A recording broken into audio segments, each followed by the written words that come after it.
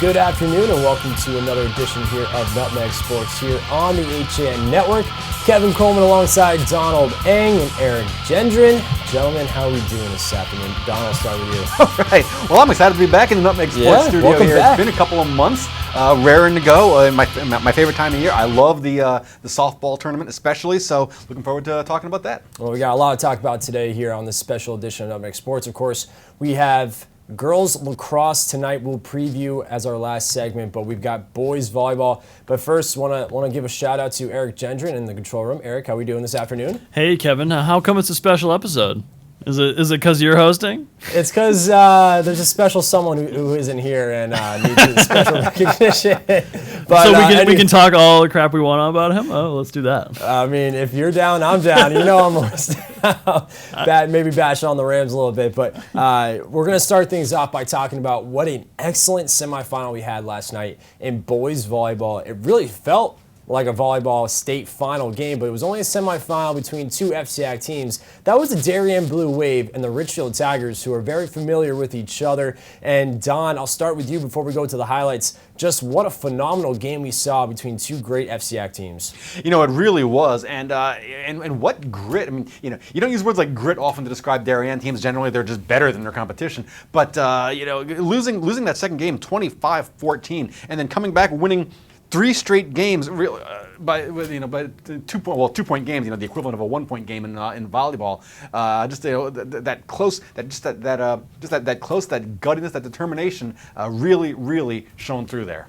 Well, Richfield had a 2-0 lead on Darien. They were playing well to start the game, but then Darien climbed all the way back to win this match. Let's take a look at some of the highlights we grabbed from last night.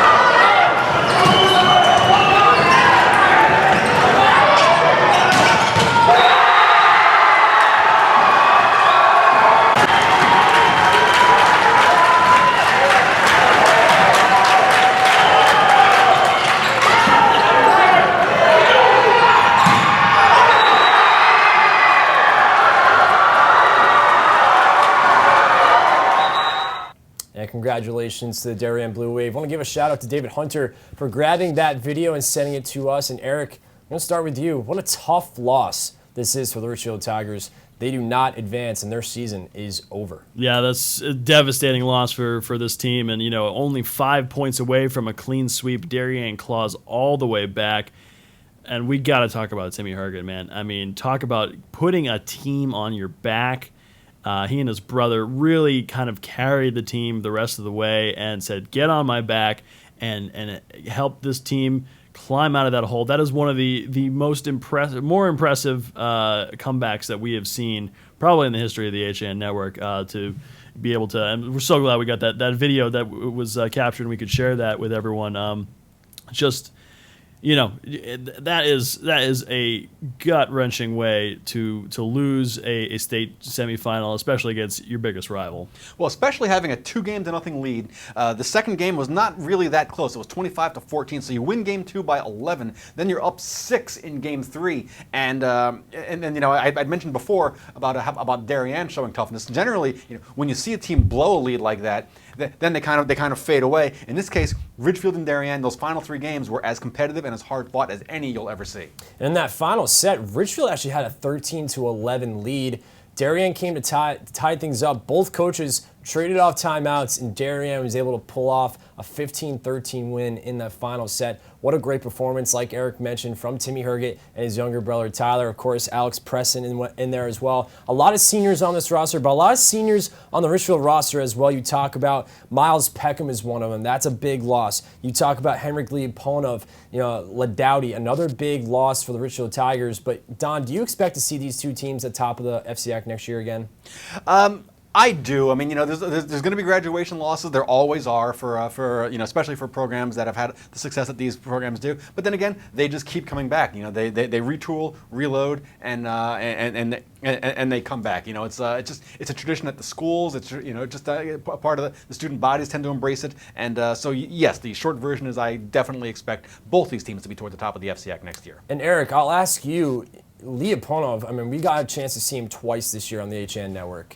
He shows so much emotion on the floor as one of the big captains for this Tigers team. How much of a loss is this going to be for the Tigers team going into next year? Yeah, no, him and all these seniors. I mean, this is a really good core group that Ridgefield is losing. It's going to be really interesting to see where Ridgefield stands next year. I think Darien certainly has pieces, underclassmen pieces that we have seen in varsity time that are really going to be able to replace any losses. Ridgefield's going to be another story, I think. It's going to be very interesting to see next year, but we still got one more game here, and look, guys, I know that was kind of the big draw, the two FCIAC teams in that semifinal, but I really think Darien's got to keep their head on a swivel here with Cheshire here in the championship. And Eric, you mentioned that Darien will face the winner of number 1 Cheshire against number 4 East Hartford. And Don, do you expect to see Cheshire get into that final game? And if they do you expect to see Cheshire winning it, or does Darien have a shot? Well, I think Darien has a shot really against anyone they play. I mean, 22-1 on the season. There's really no team in the state that I would go in and say that Darien doesn't really have a chance against. Now, this Cheshire team, 20-0. Counting their playoff wins there.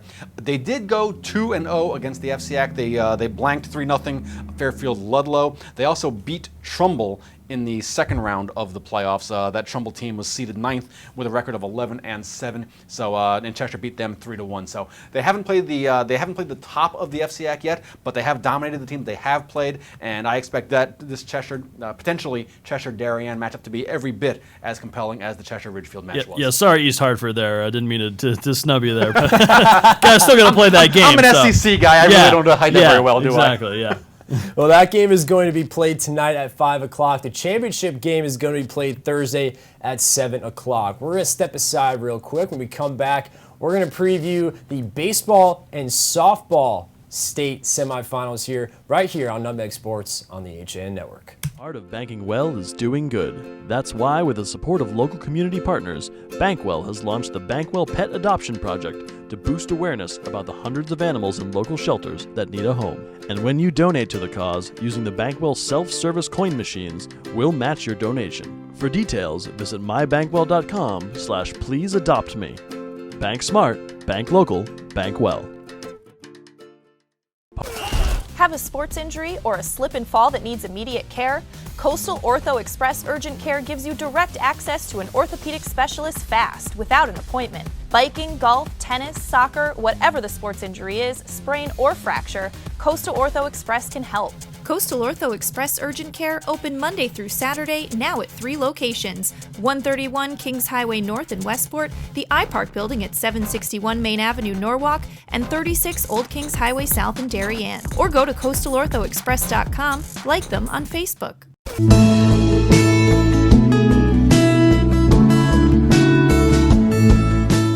At the Milford Bank, we offer an extensive selection of lending products and services to meet virtually any need. Submit your application online in our Mortgage Web Center. Start to finish, you can apply for a loan in as little as 10 minutes. Our knowledgeable and helpful staff are available to meet with you at your convenience. To learn more about what we can do for you, stop by one of our Milford Bank offices or visit us at milfordbank.com. The Milford Bank, always there. Member FDIC, Equal Housing Lender. When it comes to considering the outside of your home, just imagine the possibilities. Whether your dream is a stunning freeform pool or a tranquil, secluded garden, the team of professionals at Stonebridge Associates will make it a reality. We offer unparalleled landscape design and construction, masonry development, pools, spas, and water features, as well as landscape and garden maintenance. No other firm can offer the same level of creativity, quality, and personal attention. Discover the possibilities at stonebridgeassociates.net or call 203-544-8376 today.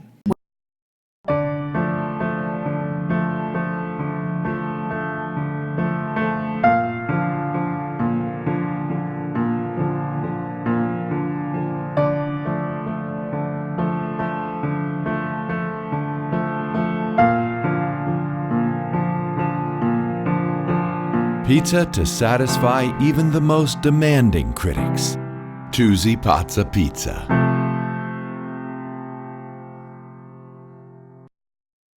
At InSports Trumbull, the game is always on inside. Sign-ups are now open for one of our most popular programs, the New England 80 Elite Lacrosse Division I and Division III showcases. With D1 and D3 coaches in attendance, players will receive a 60-minute webinar with Director of Recruiting Hans Hansen, a custom NE80 penny, custom shorts, and a video of all games. Last year's event sold out quickly, so sign up now for the next showcase coming in January 2018.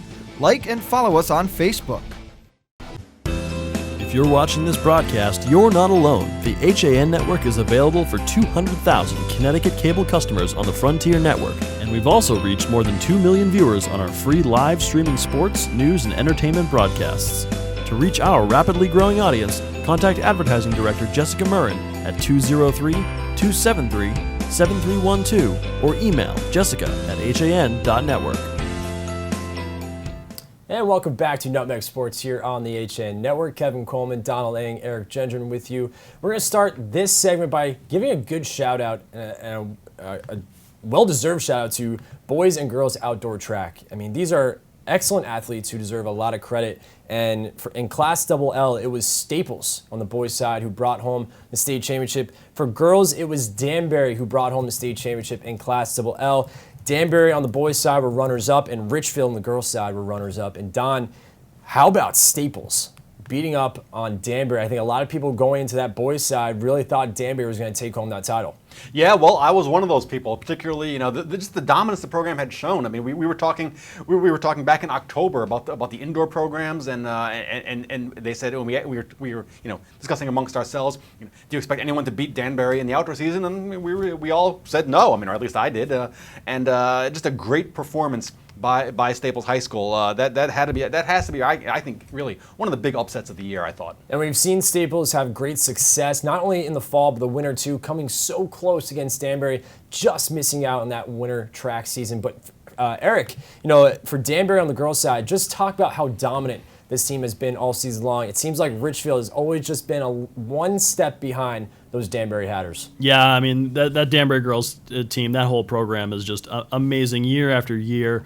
Putting up yet another win. Both Danbury teams falling in the state opens. I think that's probably a little bit of a disappointment for them. Girls fell to Bloomfield. The boys fell to Daniel Hand in the state opens. But yeah, getting another double L win for the Danbury girls squad, huge. But that Staples upset is in double L is pretty huge, and then especially considering that UC Staples fell to 5th in the state open, so that's kind of a little. I'm sure a little bit disappointing for them. But Zach Ahmad with another huge day for the Wreckers, won the 1600 meter. Staples came in 1-2 in that run, and it was the third Staples team title and the first since 2012. So that's a big win for Staples. But another huge win for the Danbury girls, but. I think we're all a little surprised, that the Hatters came up a little short in the opens. And a big congratulations again, like Eric said, to Zach Ahmad and the Staples Wreckers. What a big win that is against a very talented Danbury Hatters boys side and outdoor track. Now we're going to switch things over now to baseball. We've got some exciting baseball semifinals coming up, but today's baseball semifinals have been moved. They've been moved to tomorrow due to weather. There's rain in the forecast, so they moved those games to tomorrow. Softball was scheduled for today as well. Those semifinals have been moved to Thursday. But for baseball, Don, I'll start with you. We've got 3 FCAC teams who are in the semifinals. We'll start with number 1 Amity taking on, and I think who is right now the Cinderella story, the number 20 Danbury Hatters. You know, they really have to be. I mean, Amity going for their 5th state title in a row. I mean, clearly, you know, it could not be more clear who's David and who's Goliath here. You know, you look at it and you say to yourself, boy, I don't know how Danbury wins this game, but I've said that about 3 times so far. I mean, how we've continued to you know, look past them. They continue to win. You got to give them a shot. I still think though that it probably the field probably leans pretty significantly toward Amity, but you know, you just can't count these Hatters out. I think unfortunately for the Hatters, there, Kev, the rain is the only thing that's keeping their season alive right now. How many cliches can we throw in here? It's about to strike midnight for Cinderella, David Goliath. It's and the rain too. Maybe that's something new we could add. Pray for rain. Pray for rain. Exactly. Eric, just a quick topic from you. What do you think? Does Amity beat up on Danbury? We know how blue collared, and this is a chippy, tough neck team of Danbury. Do they have a chance of being the number 1 seed? I mean, Amity is averaging 11 runs a game here. They've only allowed 3 runs total this whole postseason. This is far and away the best baseball program in the state of Connecticut, and this is going to be a huge task for Danbury. They're going to have to get an absolutely brilliant pitching performance and steal a couple runs to have a chance in this. It's a steep hill to climb for Danbury. On the other side of the bracket, it's going to be just a slugfest. I think Ridgefield and Staples. I'm so excited to see the outcome of that game. I think you're going to see balls flying out of the yard for both of those teams. I wouldn't be surprised if we see something similar to Staples' quarterfinal win where they outslugged West Hill 12-11, something along those lines. That one's going to be a fun matchup to watch. Well, you just mentioned how you think that balls are going to fly out of the park. I mean, these are 2 ball clubs that have great pitching, so that's an interesting topic. Now, do you think that these starting pitchers are going to give up the runs due to great hitting, or do you think these pitchers are really going to do a nice job of shutting things down? I just got this feeling that these are 2 teams that know each other so well, being FCAC rivals and being on the big stage. I don't know. And the way Ben Kasparius has been hitting, the whole Staples lineup has been hitting, and Ridgefield has been stepping up to the plate literally and figuratively, throughout this postseason. I just really see this being turning into a slugfest for those reasons. And Don, I'll ask you, because these are 2 teams, like I just mentioned, that have great starting pitching, but it seems like now down the stretch, especially in this state tournament, the hitting has really come alive, especially for those Staples Wreckers, who you remember got knocked out of the FCAC tournament. This is a team that's very motivated. Do you see Staples riding that momentum right now and beating a very good Ridgefield team? Well, as we were speaking of cliches in the previous segment, here's the other one, is that momentum is, tomorrow's starting pitcher. And I think that's the case here. I mean, Staples put 12 runs on a very good West Hill team, but then in the round before that, they had only beaten Wilton 3-0. So, I tend to think at the high school level, especially, that a good pitcher can hold down some good hitting. Now the question is, which one's pitcher is going to kind of get into a groove and really just kind of be throwing the ball well. You hope it's not a 50-degree night that they're going to be out there pitching in, but we'll see what happens. Well, the way the weather has been going right now, especially since we're in June 6th, my goodness, it feels like we're still back in March.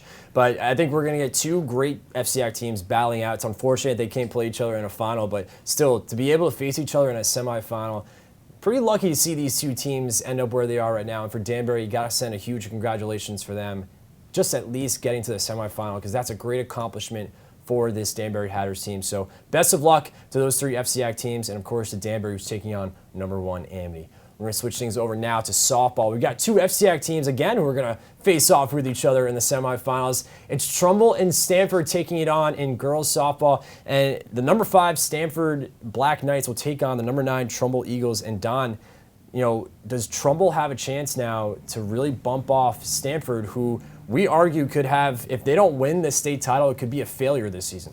I think Trumbull does have a good chance. I mean, they're coming off of a win over NFA, and NFA had one of the most impressive seasons in recent memory with going through the schedule. They went through their league schedule and their out of conference games, and Trumbull was able to beat them back a couple days ago. So no, I do think that this game is really a toss up. I mean, it's both teams kind of came through. Neither team really had the FCAC tournament that they would have liked to have had. Trumbull losing to to St. Joe's, and then Stanford not making it to the not making it to the finals. But yeah, I mean, both these teams know that they have a chance to really redeem their season with a win. So on the tomorrow night, Thursday night. So I think it's going to be another good, hard-fought game between two teams that know each other very well.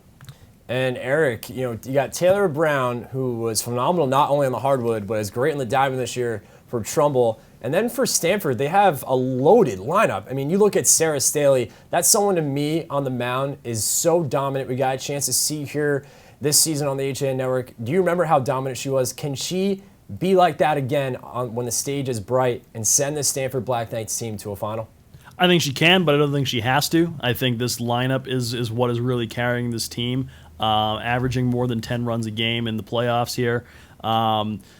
This is a deadly lineup, and they just keep on hitting. They keep hitting the ball, and I really think Trumbull has their work cut out for them. And I'll have to disagree with you, Kev. I think if they get to the if they lose this game to Trumbull, I would consider this a huge disappointment. But I think getting to that championship game is a hurdle that Stanford has not been able to clear for several years here, where they've been very close, a very highly regarded program, and they have fallen pretty early in the tournament. So to get this far is good. I think their expectations are to at least get to that championship. And I think getting to the championship is going to be a great accomplishment for this program because it's something that they have not done in a long time. But I fully expect that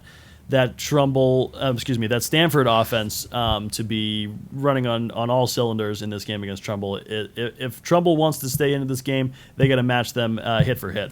And no, I fully agree with you. I think if they get to the championship game, it is well deserved, and win or lose, I think it'll be an accomplishment. But if they don't win, if they don't get to the championship game, it's a huge disappointment considering that. They've always been that one team that was right behind St. Joseph's all these years, and they weren't able to beat them. And you talk about getting an early exit out of the FCAC playoffs.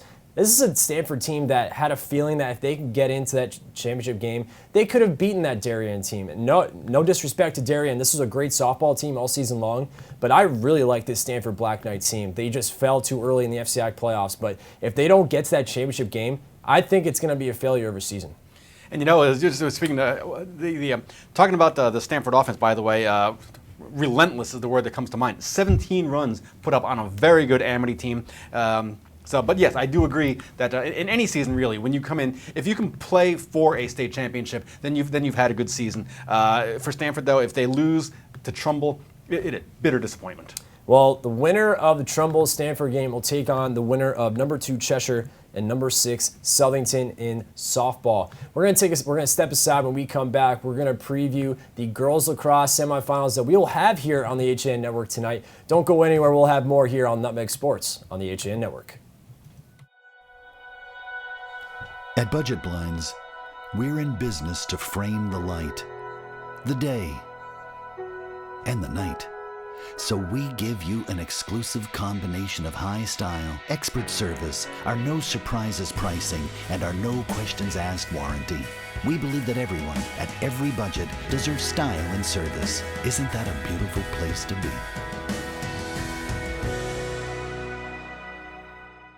You don't have to go far for authentic Neapolitan cuisine and renowned wood-fire pizza.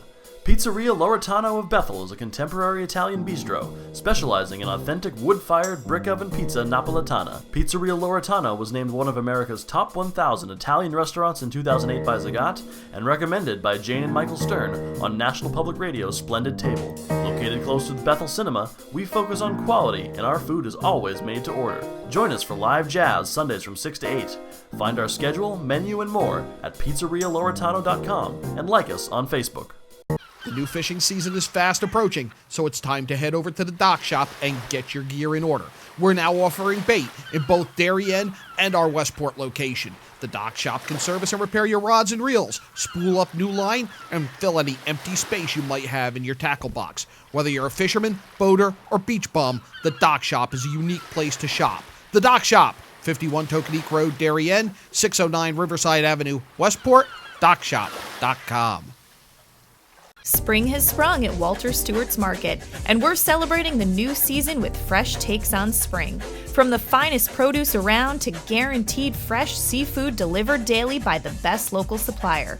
Not only are we your time-saving one-stop shop for everything you need this season, our personable team is always ready with a helping hand. Shop Stewart's for the best of spring. Find us at 229 Elm Street, New Canaan, or shop online at stewartsmarket.com.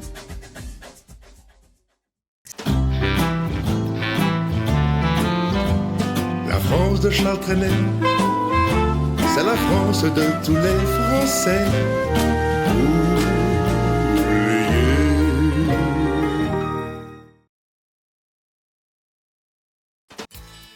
I can't believe it.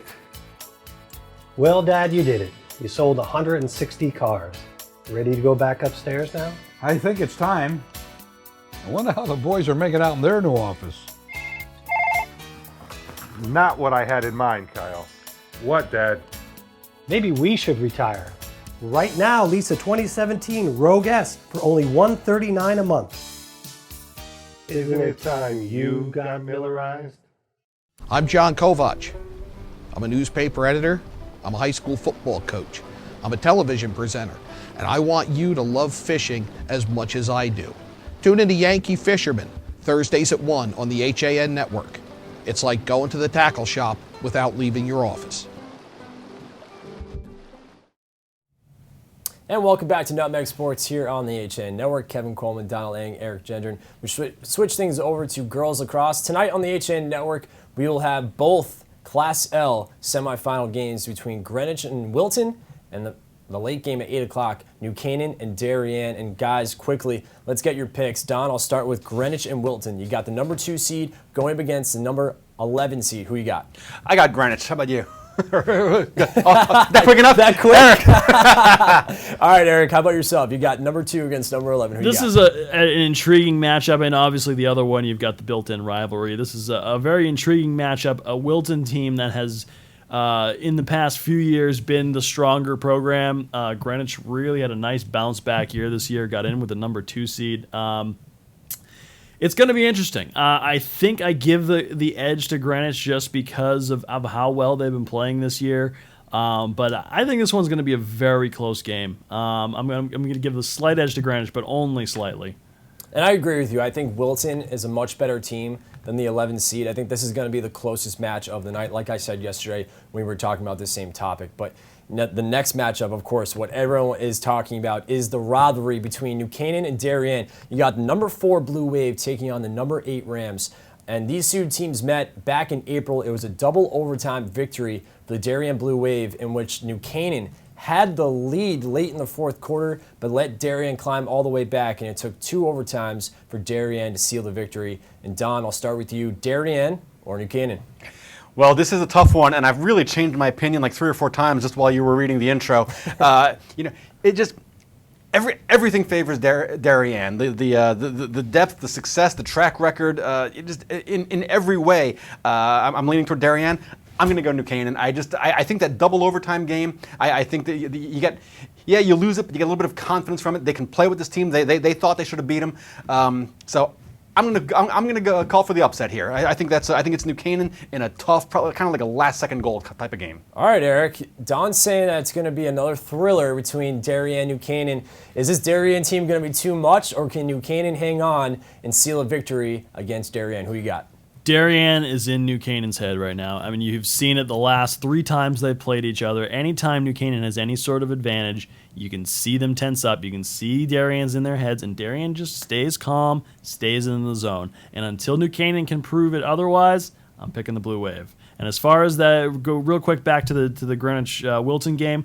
Wilton did beat Greenwich early in the year. Wilton kind of faltered down the stretch, but Wilton did come up with the 8-7 victory over Greenwich. So, again, I think that's going to be the first game. I think is going to be really close.